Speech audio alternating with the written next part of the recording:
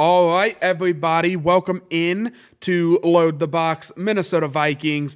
Well, tonight we will be discussing the white hot Jets is what I've put in the title, which is, of course, I put it in quotes and everything because that's a play on words. The Vikings, with Kirk Cousins, Justin Jefferson, and Daniil Hunter and all of those boys, will be taking on Mike White, the most important Jet, arguably in history, the way that the national media has been speaking of the Jets this week that I've heard. Of course, I'm joined, as always, by the marvelous Will Basie Goodwin. As we, have basted the boost in his voice, I figure we might as well address it. We'll figure on some things out with a new microphone, but the quality sounds great. And speaking of great, I hope you're doing great. Well, let's jump into this Jets game. What are you looking forward to? Yeah, I'm looking forward to first getting my microphone fixed to make me sound a little more accurate. No, I did not get a voice change or anything like that. I didn't mess with my vocal cords. And no, I'm not going through puberty. Great. My I hope voice you're just doing somehow great. dropped an octave. So we're trying to figure out what's going on with the microphone, but we'll get it figured out eventually. Hopefully the audio quality improvement makes up for the fact that I sound hell of a lot different. It sounds good though. It sounds good. Yeah, no, it's good enough. Hopefully you can understand what I'm saying. Um, so yeah, about the Jets, you talked about the Mike White effect. I think first and foremost, though, this is depending on how you slice it, do my math right here. The fifth straight week, I believe, we had, the Commanders defense is good, the Bills defense is good, the Cowboys, Patriots, and now the Jets. 5 straight weeks with good pass defenses, at least. Good pass rushes. The Jets, not as prolific as the Patriots and the Cowboys, but nonetheless, they can bring the heat. The interesting thing about the Jets defense, which I think is going to be a challenge for the Vikings, is that they have 9 different guys that have multiple sacks on their team. And so, you look at the Vikings, it's pretty much dominated by Hunter and Smith in terms of our sack leaders. The Jets have, I think their leader has 8, and then there's one with 5, but then there's a bunch of guys with 2 sacks. And so they can bring pressure from a lot of different places. They don't often blitz. They're one of the least blitzing teams in the NFL, if that's the right way to put it. So they get good pressure with just 4, and they're able to drop, 7 or 8. And that's super helpful, especially when you have ball hawking defensive backs like Jordan Whitehead and obviously Sauce Gardner. So this defense is going to be a handful. The Vikings are used to it at this point. They've been able to have decent enough offensive outputs, at least in 3 of the last 4 weeks against these good defenses. Dallas aside, but that's the challenge, right? And I know you're licking your lips with this Sauce Gardner Justin Jefferson matchup, which I think is probably going to be the headliner. Yeah, I think that, and this one, hits a little differently for me because Sauce Gardner, went to the University of Cincinnati. That is my wife and my mother-in-law's alma mater. So, like we UC fans in this household. I used to have a tiny Italian butler statue that sat in my backdrop. If you go back through the show's catalog, and now he sits in my living room. He's my best friend. His name is Ricardo. Anyway, he has UCI black on. And so, big Sauce Gardner fan. I'm glad that he's doing very well. And unfortunately, now I have to root against him, which I always hate to do, especially for a UC guy. When Mike Boone was on the Vikings, he was one of my favorite Vikings because, hey, that's go UC, go Bearcats. So, I think it's going to be intriguing because I brought it up on the show a couple of weeks ago. The Vikings struggle with physical defensive secondaries. It seems like if you get up on them and you basically commit defensive holding or illegal contact or just mug somebody at the line of scrimmage on every play, the refs won't throw the flag on every play, and it kind of changes the penalty, if you will, if you just attack from the first snap. And so I think some teams have done that, and those are, some of the teams that have done that are the teams that have limited the Vikings' offensive output. Now, luckily, the Vikings' defense has kind of played better in those games where they needed to, but I expect the exact same thing to happen. There's actually I saw a TikTok, I want to say it was about 2 or 3 weeks ago, that was like, Sauce Gardner is not a good football player. He just commits pass interference every down and doesn't get called for it. And it was like a highlight of all the times where, like, yeah, he's a physical defensive back. But that's the kind of football I like. If the flag stays in the pocket, the flag stays in the pocket. It is what it is. I want to see Justin Jefferson match the physicality that he's going to be met with, and that's not necessarily his skill set, right? He is more of the, put a nasty move on you to make you go one way while he's already 5 yards the other direction. But I'd like to see, and it goes for more than just Jefferson, because I do think Sauce is going to play on one side, and Jefferson typically lines up on the opposite side, so might be a little bit of an overhyped matchup, but the other side of the Jets defense is going to be just as physical with him. So Jefferson, Thielen, and KJ really need to have good games in terms of just being physical and embracing the contact. And honestly, if the refs are keeping the flag in their pocket, dish it out. Like yeah, you're going to take some hits. Dish out some hits. Stop, throwing guys off you at the line. Maybe you risk getting an OPI or two, but like if they're going to play that way, meet them in the middle and say, okay, like if we're playing, no flag blitz NFL 2003 style football, let's play blitz football. Let's throw each other around. Let's see who, it's kind of this old primal, like, let's see who the real man is, and let's go out there and let's manhandle these guys. So obviously every week my favorite matchup is the Vikings wide receivers, because they're probably our strongest point versus the opposing secondary. This week it's, like I think I said on Monday, it's the main event. It's the showdown, I think. And because of that, a lot of things are going under the radar. What do you think is like the biggest under the radar storyline in this one? It's a really good question. I got to chew on that a little bit. I think I think something that is maybe kind of niche and a little bit funny, but also something to pay attention to is that so Mike LaFleur is the offensive coordinator for the New York Jets, and the last time that a LaFleur came to US Bank Stadium, he only scored 7 points. So I think that is something that obviously everyone's talking about Mike White, and rightfully so. He had a good debut last week on Sunday, and not his NFL debut, but his season debut, and had a really efficient game against the Bears. And I think he presents a challenge to the Vikings that, quite frankly, Zach Wilson might not. And I kind of started this little bit by making fun of the LaFleurs, but in reality, I think kind of this underrated thing, and you mentioned it on Monday, is that Mike White brings an element of just decision-making and simplicity to the offense. If you watch that game against Chicago on Sunday, it was quick decisions, 3-5 step drop, get it out quick. There wasn't a whole lot of down the field throws.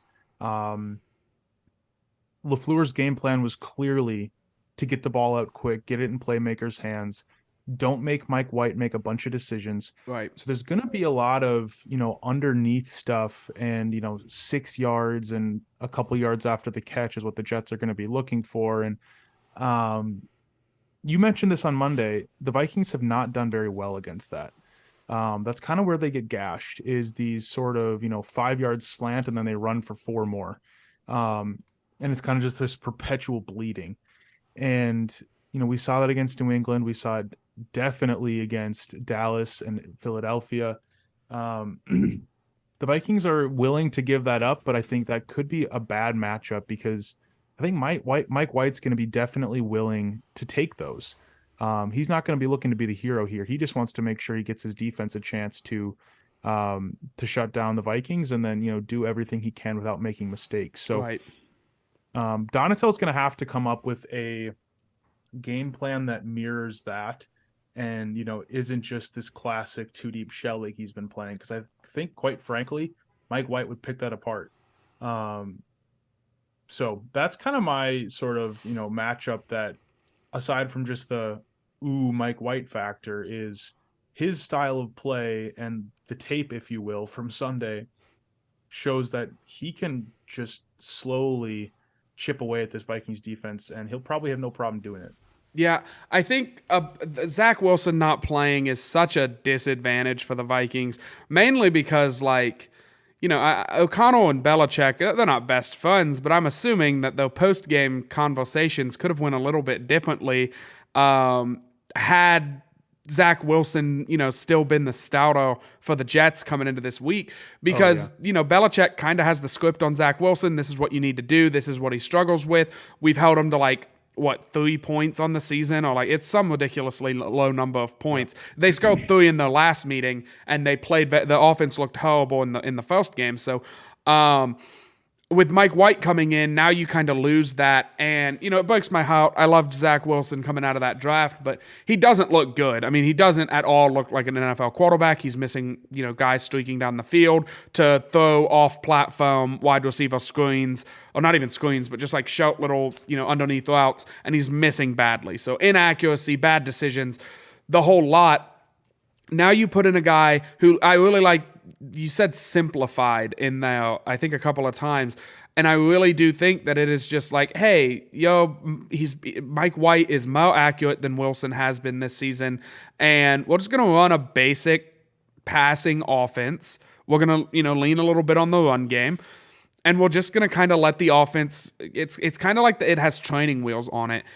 And so if the Vikings play this prevent, don't get beat over the top, don't fall for any of the trickery type of defense, then it's like giving them a pavement road to just ride down on with the training wheels. And like you said, Donatel has to come with some creativity. He has to give some looks that he hasn't given. I mean, like, he has to start coaching this defense without training wheels. I think you could say this defense has training wheels on it, right? And so he kind of has to let it go. I've seen a lot of people saying, Harrison Smith has kind of been, he's having a good season, but he's kind of just been a safety instead of this utility safety linebacker, pass rusher, all over the field weapon that he should be.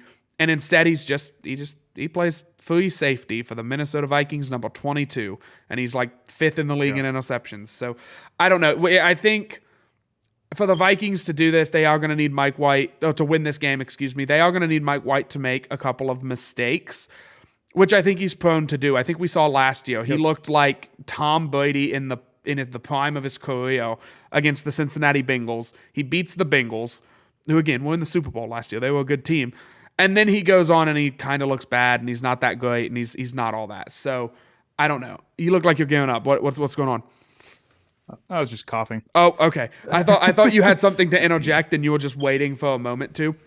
But yeah, so I think another matchup that's going to be really important in this one, staying on the defensive side of the ball, like getting a little bit more specific, I guess, other than just LaFleur versus Donatel, but this time it's the I think the younger LaFleur, if I'm correct. I think you're right. I think so. I'm not positive. I think that the Vikings pass rush is going to have to get. I think that's where the disruption needs to come from. Zadarius Smith, I mentioned on Monday, not looked like himself. He's, I think that knee contusion or whatever they're calling it, I think that's hampering his play a little bit. And with that mini bye, I hope that Danielle Hunter and Zadarius Smith can come out and really have a dominant game. I don't feel like they've both looked dominant as a duo. Like, Danielle's had some good games. Zadarius has had more good games. I want to see them both just look really good and be in Mike White's face all game long. And I think that will be a huge key to success for this defense, because if you give anybody all day, they're going to probably make the throws. And so let's make Mike White make mistakes. Let's not hope he just makes some mistakes with, inaccurate balls. Let's get in his face. Let's make him throw off platform. Let's make him do some things that are really difficult to do in the NFL. And if we can do that, I think the Vikings can come away with a big win. Yeah, and it's interesting that you highlight the pass rush because, and I'm going to say something that might be a little bit far fetched and maybe a little bit naive, but just based on what we've seen through 11 games, is I almost think the opposite of the same coin has to be true in that I think the secondary has to apply pressure on the wide receivers Yeah. to allow the pass rush to get home. Because I think what I fear is that if we continue to play soft and, give up the underneath routes like we have been, the pass rush won't have any time to get home. And I think that's where I would honestly rather, and again, we haven't seen anything like this from Donatel really all season, but I'd like to see us change things up a bit, press at the line of scrimmage, and make Mike White make some big time throws. If he can beat us deep down the field, tip your hat to him. I just don't think it's necessarily going to be there. And if we put pressure on the wide receivers and force him to wait an extra half second, that gives Smith and Wanham and Hunter a chance to get there. So again, it's maybe a little far fetched because we haven't seen it, but that's what I would like to see. If you're going to break something out different, this might be the week to do it. Yeah, I think this is why I love defensive football, and this is why I've always considered myself more of a fan of defense, and I do love it. Like, I am the type of person that can watch two elite defenses shut down two bad offenses and just love watching it because it's impressive. Because it takes at least five guys to have a really good you have to have a really good pass rusher. You have to have a couple of good counter. You have to be sound because if the secondary is letting these quick slants go off without a hitch, the pass rush doesn't have time to get home. But if the pass rush doesn't get home in time, then the secondary can only cover for so long. And so I just think it's this beautiful dance on a line of both sides have to be, I think I just lost my camera. Both sides have to be just good enough that you don't the other one side doesn't jeopardize the other, what they're trying to do.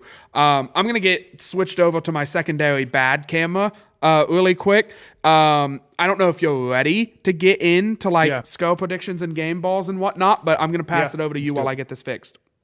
Yeah, sounds good. I was going to go there right now anyways. So, we've talked about this. I think it's pretty clear that we're expecting the Jets to be a good defense, and there's a lot of question marks when it comes to their offense, right? Because Mike White's played one game and he will be their starting quarterback on Sunday, barring some unforeseen weird injury in practice. And so it's really hard to get data on the Jets and their offense, considering the fact that 10 of their 11 games have been started by a different quarterback. So it's really hard to kind of get a handle on what they'll look like. I still think their offense isn't great. Obviously, Mike White had a good game on Sunday. They moved the ball efficiently. They ran well enough. There was really no hitches. But again, that was the Bears, and the Bears have kind of self-gutted their defense, and it's really hard to tell, how much you can take from 1 week. I think the Jets have some decent playmakers. They have, good old friend Tyler Gronklin. And they also have Garrett Wilson and Elijah Moore and some kind of shifty wide receivers. Corey Davis is all right. Nothing crazy, none of these guys are headliners, but they're all going to be able to make plays. All that said, though, I just don't think, I think I saw this stat earlier this week. The Jets are somewhere in the, 30 to 32 expected points added per play on offense. They're not a good offense. Mike White does not elevate them that much. So all that to be said, I think the Vikings will win this game. I predicted it preseason. Zach Wilson not playing doesn't change that a whole lot for me. I think the Jets are a surprise. I think they're better than I thought they'd be. But I still think that, Vikings at home, a mini bye, they do not take this Jets team lightly. They do not take the Jets defense lightly whatsoever. I think the Vikings win 26-17. I think they're finally going to get that second win over one score, make it a 2-score win, just barely. And I'll just throw in here too, we're talking about Mike White. We're talking about his style of play, kind of simple and safe and a lot of underneath stuff. My game ball is going to go to Eric Kendricks. We haven't talked about him a whole lot. Obviously, he had that crazy fumble recovery for a touchdown in Buffalo. Outside of that, he's kind of been MIA a little bit. He's been missing tackles in space. He looked really bad out in the flat against the Patriots on Thursday. But I think this is a game where his smarts, his experience, and his competitiveness, I think it's going to come through. And I think especially because White and the Jets are going to be living sort of in that 5 to 10 yard range. Kendricks is going to be super active, make a lot of tackles, and dare I say, might even get an interception. Because I think he's got that ability to sort of sit on routes and pick something off. So I think he'll have a great game. I think he's going to be super active, and I think this matchup sort of, falls into his hands if he's ready for it. Yeah, I think I'm going to. I love the Kendricks pick because he does seem like he is just due. My camo has frozen again, hasn't it? It feels like Kendricks is due for a game where he doesn't look old, because so far this season he's kind of looked old, and that kind of breaks my heart. He's been on the record. I've been on the record. He's one of my favorite Vikings, like, of all time. Like, I just love the way he plays. I love the speed mixed with the good tackling. But I mean, if your whole shtick is like you're a faster linebacker who's good at tackling, and you start losing some speed, you start overcompensating, you start missing tackles, and it all goes downhill very quickly. So I would love for you to be correct about the Eric Kendricks thing. I have went back and forth with myself in my head on who I was going to take in this game, because Mike White does pose, I think, a significant threat. I think that there's always, like, the unpredictability of a player that doesn't have a ton of tape is concerning to me. And so I'm still going to go with the Vikings. I think that at home against a backup, an offense that just seems severely lacking in weapons, I'm going to trust the defense to get it done just a little bit, step up. I will say I think the offense starts pretty slow in this one. Probably as slow as we did against Dallas. I just don't think the Jets have the offensive firepower to, have us down 3 or 4 possessions at the half and begging for our lives, basically. Like, I think that the Vikings will manage to get a couple of field goals in the first half. I think they'll start to figure it out. I'm going to pick the Vikings to win this one 24-17. I think it's another one-score game. I don't know. I said on Monday I was going to keep picking them to win blowouts against, like, mediocre teams, and this seems like I should. And if Zach Wilson was playing, it would probably be like 24-3. But, with Mike White being in there, a little bit of unpredictability, it just kind of, I think it's going to feel a lot like the Commandos game. The defense is going to make a couple big plays, get us back into it. The offense is going to execute late, and the Vikings are going to end up winning, a touchdown game at home and move to get their 10th win. And then if Detroit loses or ties, we clinch the division. For my game ball, I mentioned the wide receivers at the beginning of the show and how physical they were going to have to be and how they were going to have to manhandle some people. And so I know I said that's like the main event. And I know I said that, Jefferson, I rave about Jefferson, and everybody does. TJ Hawkinson is going to go off in this game. I think this is a game where all week long, especially after the Thanksgiving, I don't want to say coming out party, because that really was like a pretty mild game for Justin Jefferson's standards. I think after that game, the Jets are going to be all in on we have to shut down Adam Thielen and Justin Jefferson. They combined for 18 catches, 2 touchdowns, and a bunch of yards. And so, like, 220 yards, I think, if I'm naming off the top of my head. And so they're going to focus in on not letting them beat them. And Kirk Cousins loves to dump it down to the tight end. So I think Hawkinson is this is going to be like a 152 touchdown day for Hawkinson. And I think one of those touchdowns is going to be over 25 yards. I think he's going to have a deep one in this one. So give me the logo, whatever nickname you want to give to him. My dad and brother prefer to call him the Hawk. And then they do like a bird thing. But I don't like that because his last name isn't Hawkinson. It's Hawk. Like a hockey puck. I guess. But yeah, I don't know. I guess that fits, but I'm just a big fan of, Hawkinson, and I think he's going to have a really big day in this one, and I think he's going to be a key reason why the Vikings do end up getting a win, a close one at home. I'm going to very quickly just say to follow the show on Twitter at LTB Vikings. Also, very quickly point out that you can follow this guy. I can't do this because the camera's at a diagonal. Follow my co-host Will Goodwin on Twitter at WillBadLose. Make sure to check out the Bad Loser blog, which is just great content. VikingsTerritory.com. Ever heard of it? I'm sure you have. They also have great content. And then Shop Unified Athletic Wear. I'm gonna keep warning you, and we're gonna blink, and like a Thanos snap, spring will be here. And your friends will be texting you, do you want to play in a beer league on Wednesday nights? Do you want to play competitive softball? Do you want to get your jerseys ahead of time? Start thinking about it now. Start getting cool designs in your head now, and work with the good people of Unified Athletic Wear to get your stinking softball jerseys. Oh, if your school has like those old nasty smelling gym jerseys, get those too. Like just like talk to your AD. Find some money in the banana stand, shift some stuff around. Get new jerseys. Like, just get nice jerseys. These kids deserve it. Work with the fine folks at Unified for all of your needs like that. Also, if you just want to look cool, they have, like, personal stuff. So do that as well. I tried to give them a legitimate ad read, and I went way too long with it. So I'm going to shut up now. I'm going to get out of the people's hair. Really excited for this game on Sunday. And hopefully I'm going to see Sauce just get absolutely toasted by Justin Jefferson and Adam Thielen. All right. Skull, y'all.